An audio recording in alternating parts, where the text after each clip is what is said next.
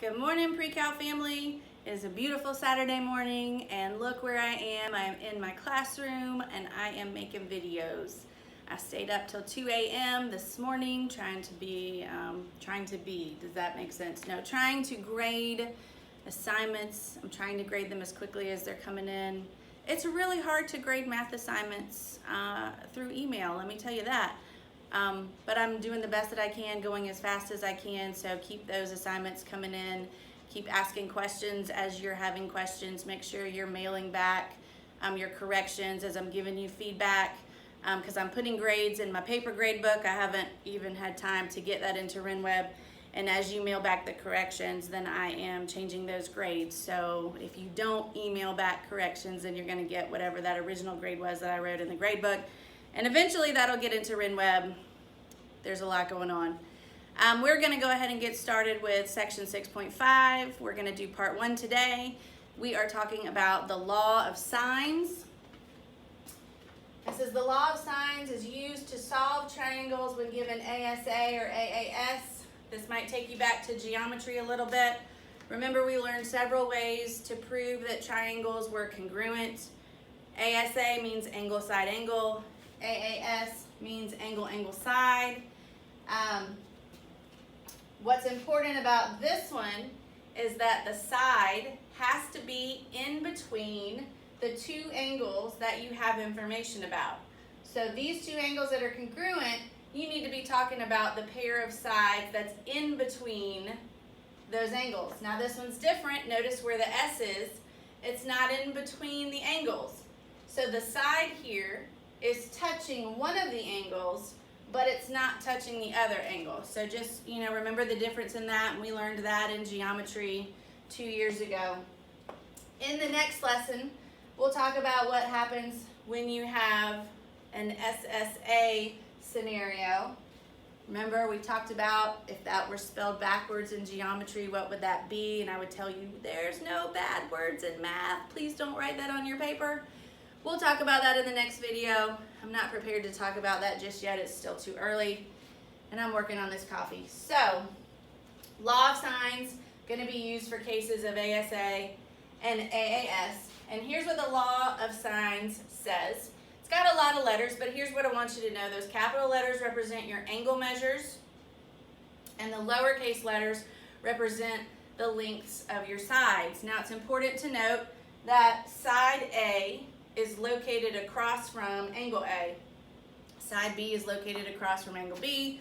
Side C is located across from angle C.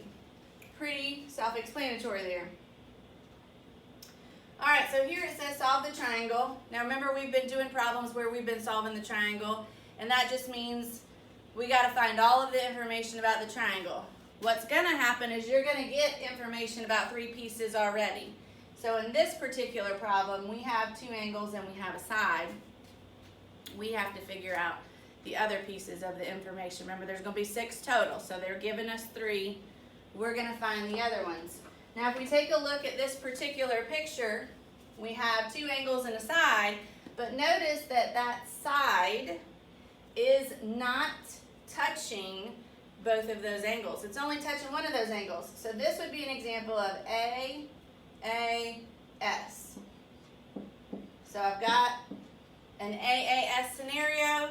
That tells me that I'm going to use the law of sines. So let's look at what we have. We have angle A as 20 degrees. So I'm going to put the sine of 20 degrees, and because that's angle A, I'm going to put that over little a. Well, remember I told y'all little a represents the side that's across or opposite from angle A, which is really this side right over here in between point B and point C. So I'm going to put that over A. Then I have sine of angle B.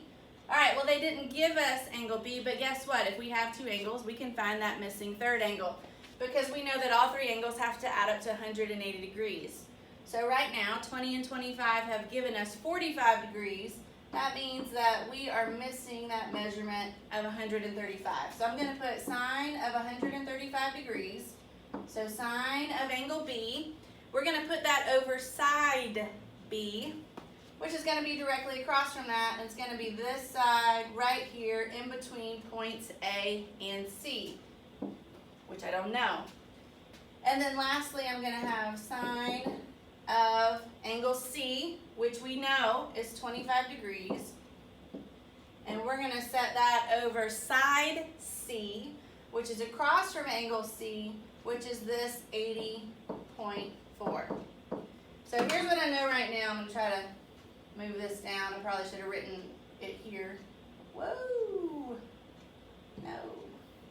Okay, so using the law of sines, we know that these three ratios are all congruent to one another. So I have sine of angle A over little a, sine of angle B over little b, sine of angle C over little c. Now the goal here, because I only have two unknowns at this point, is I need to find A and I need to find B. Let's start with A just because that comes first in the alphabet. So sine of 20 degrees over A. I know that it's equal to both of them, but it would make sense to set it equal to this one because I know information about both of those instead of setting it equal to this one where I have another missing variable. So I've got sine of 25 degrees over 80.4. And now you have a proportion, and those are easy peasy to solve. Remember, we're going to cross multiply. So if I cross multiply this way, I'm going to get A times sine of 25 degrees equals, when I go that way, I've got 80.4 times sine of 20 degrees. Now my goal is to get A by itself, and the A is being multiplied times the sine of 25 degrees. So I have to get rid of it using division. So I'm going to divide both sides by sine of 25 degrees. What that's done is it's allowed me to get A by itself on my paper, and at that point, that's when I know I get to use a calculator. I can already tell you I'm going to use the approximate symbol because this is not going to come out exactly right. We're going to pull out our calculators. We're first going to make sure that our mode is degrees because that is the measure that our angles are. So once you make sure that you have it in degrees, and I do, I get to plug that in. So I'm going to do 80.4 times sine of 20 degrees divided by sine of 25 degrees. Now if you don't have a calculator with you at home, hopefully you're using one online, you're using your phone, something, right? There's lots of available calculators out there for you to use if you don't actually own one. And let's just round to the nearest tenths place. So I'm going to round this to 65.1. So there's my value for A. And now I need to find the value for B. So I'm pretty much going to do the same type of problem. I'm kind of running out of room, so I'm going to write a little bit smaller over here. So I have sine of 135 degrees over B. And again, I'm going to go back to this one right here where I had information about both the angle and the side. And that's what I'm going to set it equal to. Now you might be asking yourself, Ms. Wingard, why can't we set it equal to this because we now know what A is? Technically you can, but we have a rounded answer, and when you use a rounded answer to come up with another answer, sometimes that kind of skews our final answer, throws it off a little bit. So because this wasn't any rounding at all over here, this is what we already knew, I'm going to stick with those. So again, I'm going to cross multiply, so I'm going to get B times sine of 25 degrees equals 80.4 times sine of, oh, I really messed myself up here, running out of room, times sine of 135. I want to get B by itself, so I'm going to do some division. I'm going to divide both sides by sine of 25 degrees. And so right here, I now have B by itself. Okay, so I get to plug this in. I don't need to check my mode because I already did it on the last problem. So I'm going to do 80.4 times sine of 135 degrees, and then I'm going to divide that by the sine of 25 degrees, and I'm going to get that it's approximately 134.5. All right, so I have my two missing sides. Up at the top, I had already found angle B, but let me put it with my other answers. So measure of angle B is, we said it was 135. Now, normally I like to write all 6 things out, but honestly, we had already had those other 3 things, so if you just want to give me just the answers of the 3 missing things, I'm okay with that. All right, example 2, word problems, everybody's favorite. It says a satellite orbiting the Earth passes directly overhead at observation stations in Phoenix and Los Angeles, which are 340 miles apart. At an instant when the satellite is between these 2 stations, its angle of elevation is simultaneously observed to be 60 degrees at Phoenix and 75 at Los Angeles.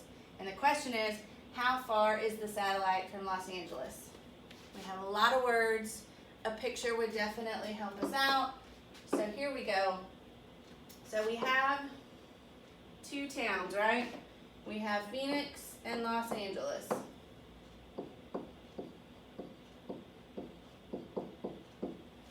All right, and then we have a satellite that clearly is going to be above these. And it says, at an instant when the satellite is between these 2 stations. So somewhere in between these 2 stations, it might be closer to Los Angeles, it might be closer to Phoenix, it might be smack dab in the middle. We have no idea. It doesn't matter. You just need it for your picture. So I'm going to put right there, that is my satellite. You know, in the 6th grade, I lost the spelling bee because of the word satellite. And actually, the paper that they gave us to learn the spelling words, they had the word satellite misspelled, and I used their spelling and won, and then somebody realized that that was the wrong spelling and the other person won. Kind of got cheated out of winning for 6th grade at that time, but I'm not bitter at all. Okay, so here we go. I might still be a little bitter, but that's okay. We do know that it says that Phoenix and Los Angeles, they are 340 miles apart. All right, so it says at an instant when the satellite is somewhere in between the 2 stations, its angle of elevation. Okay, angle of elevation, let's review.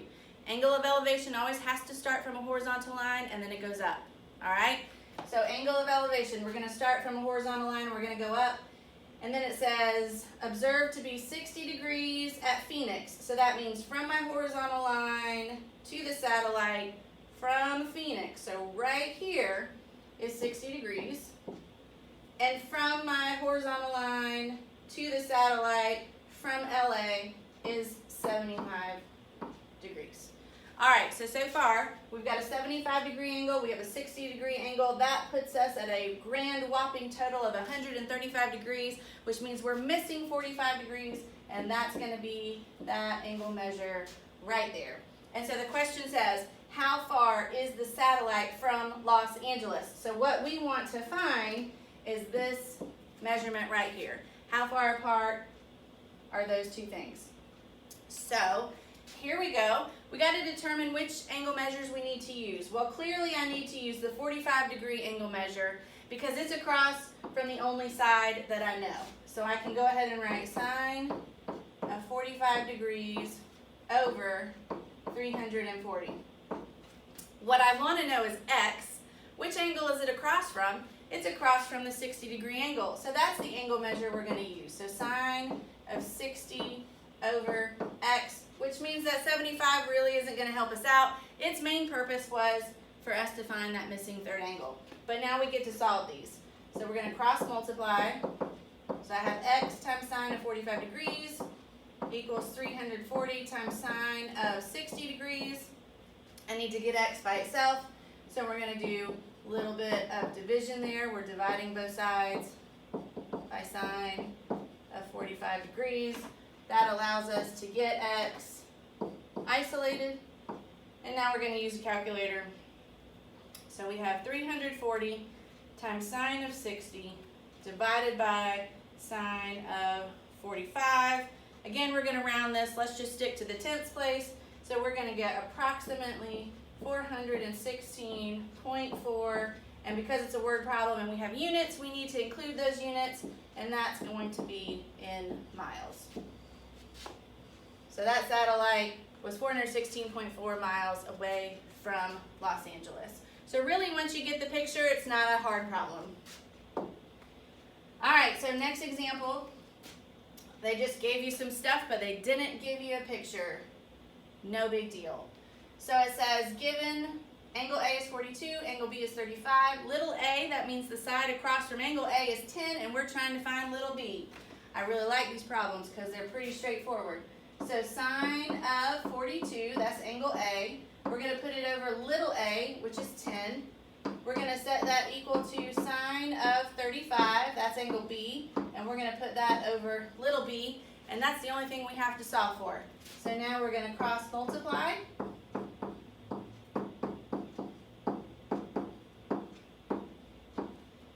Then we're going to get b by itself.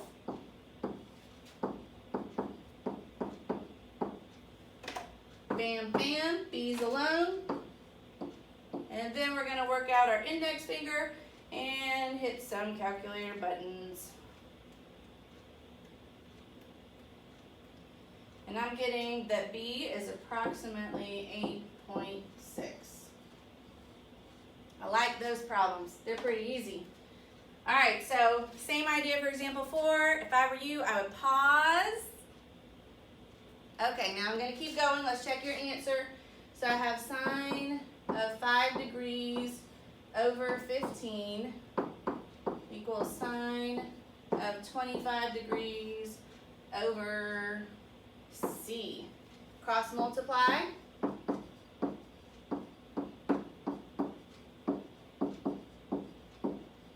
Then we want to get C by itself. Bam, bam. C is all alone. Let's use the calculator, which hopefully you've already done because you paused and you're just checking your answer. And I'm getting approximately 72.7.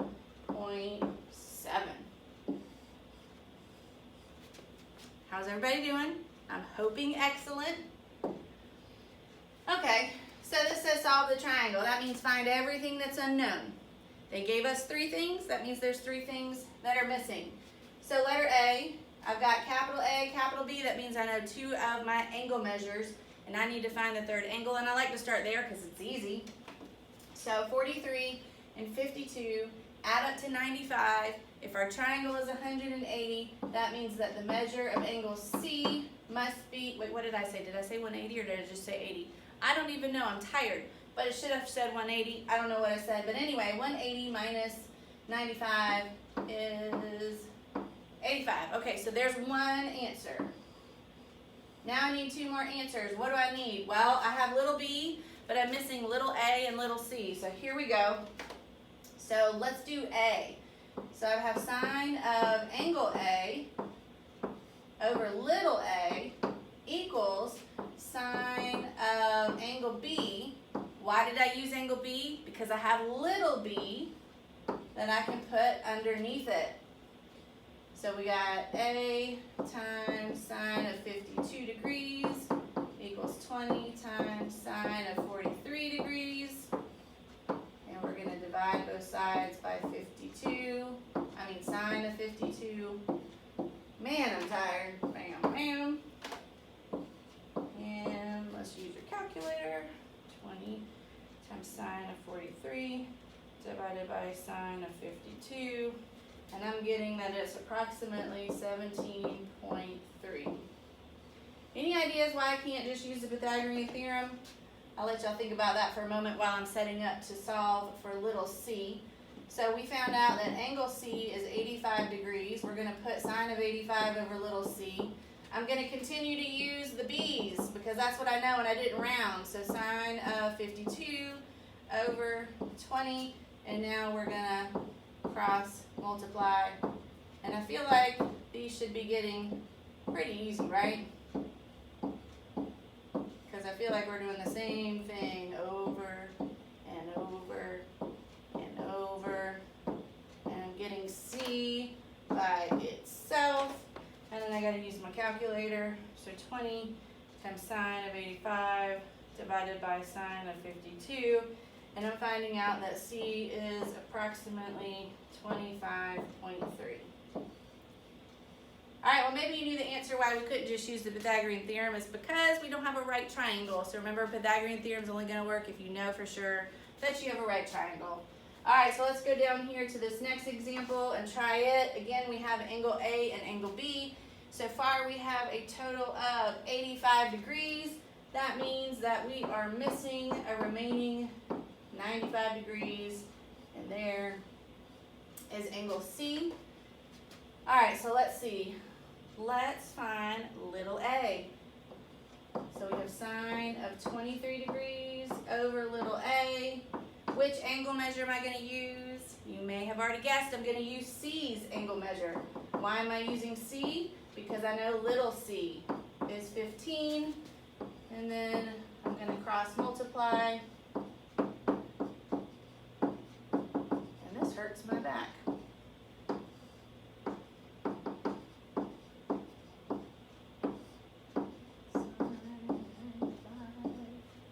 Bam, bam. Feel like I'm in the way. Okay, so let's see. We got 15 times sine of 23 divided by sine of 95, and I'm getting 5.9 approximately. Okay, so now we just need to find what? Little b.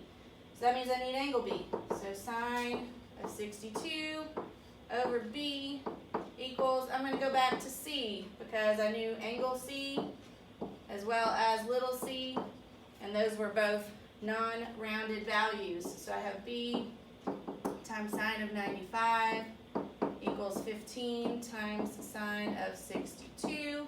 And then I'm going to get b by itself.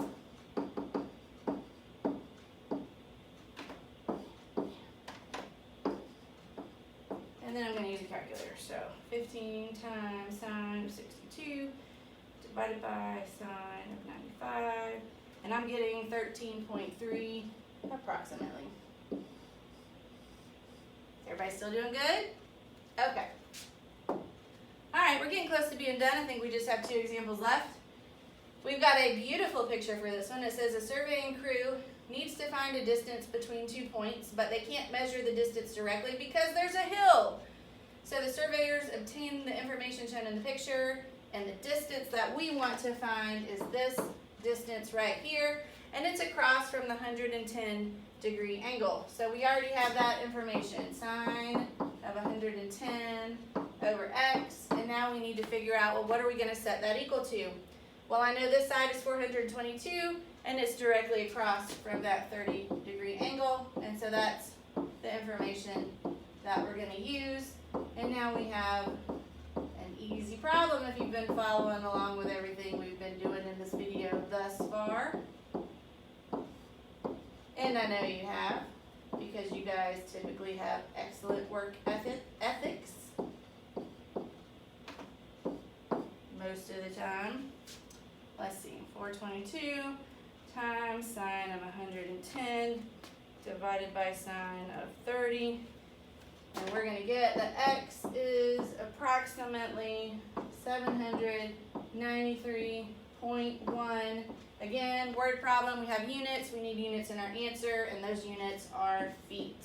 And there we go. All right, you guys ready for the last one? Here we go.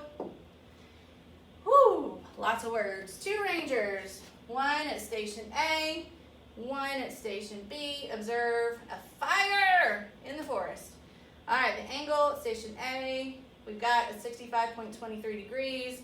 The angle here at station B, we have 56.47 degrees. And these stations are 10 kilometers apart. So we have 2 questions to answer. Question A says, how far from station A is the fire? That means this is what I'm looking for. How far away is station A from the fire? All right, well, station A is, blah, blah, blah, blah, blah. Sorry, this side that we're looking for is across from the 56.47 degree angle. So there's what I can start with. Sine of 56.47 degrees over x. So this angle over that side.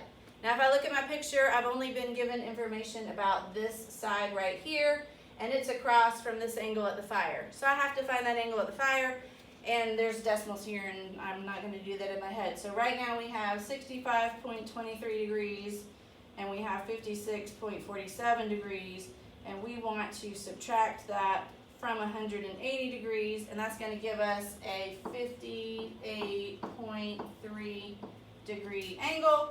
And so now I can use sine of 50, what did I say, 58.3 degrees over that 10 kilometers that we had. And you might be getting a little bored with this by now, and I get that because I'm getting a little bored as well, but I would say let's take advantage of this because it's pretty easy. You might not get so bored with the next lesson. So let's enjoy this easy while it lasts. All right, so let's do some math with the calculators.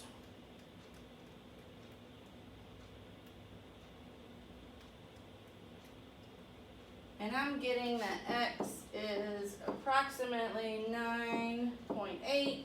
I need units, and I believe, no, not miles, we're using kilometers, aren't we? Womp. There's our answer for A. So station A is 9.8 kilometers away from the fire.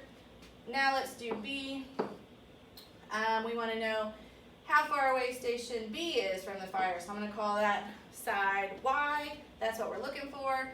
Y is across from the 65.23 angle. So those two are going to go together. And then I'm going to go back to that 58.3 degree angle that's across from the 10. Again, I'm not going to use that answer for X because it was rounded. And now we're just cross multiplying. And I'm really going to run out of room here. I should have scrolled down, but I didn't.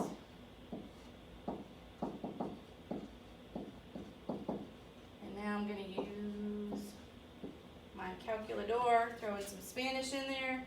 So 10 times sine of 65.23 degrees divided by sine of 58.3 degrees is going to get us approximately 10.7. Again, don't forget your units, not miles. They are kilometers. Okay, so hopefully this lesson felt pretty easy. I feel like it was pretty easy. Excuse me. No, I don't have coronavirus. Your assignments in the book, odds, check your answers, take pictures, send those to me. It's important that I see your work because I don't care that you have the right answer because you can get those out of the back of the book. I care that you're setting the problems up correctly. So the work is really important. I really need to see that. Make sure that as I'm giving you feedback on assignments that you're emailing me those corrections, because as you give assignments to me, I'm putting a grade in my paper grade book. I haven't had any time to get it into RenWeb. I'm really overwhelmed right now. So right now I'm getting it in my paper grade book, and then as you send me back corrections, I'm going in and I'm changing those grades to bring them up as you're getting me back those corrections. So don't forget to send me corrections because it does change your grade. You're having the opportunity to fix things and earn those points, okay? So don't forget that. I think either today or tomorrow I'll work on the video for the next section, which will be part 2. Again, let me know what's going on. If you're struggling with things, please, please, please let me know. Go to the website, go to the blog, type in some questions, something, just let me know because I can't help you if I don't know, okay? So until the next video, hope you guys have a wonderful day. Where's my remote so I can turn this thing off? Found it.